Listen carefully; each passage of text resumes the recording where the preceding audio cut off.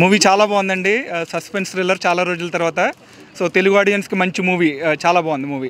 Direction చాలా బాగుందండి. శశికిరణ్ తిక్క గారు execution from scene 1 to end చాలా బాగుంది. చాలా గ్రిప్పింగ్గా తీశారు. Edge of the seat thriller.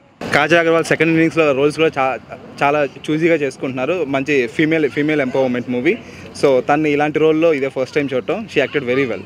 బాగుంది, చాలా బాగుంది. సినిమాలో ఉన్నాను.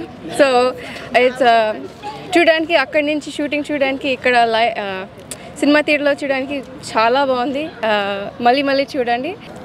truly one of a kind experience.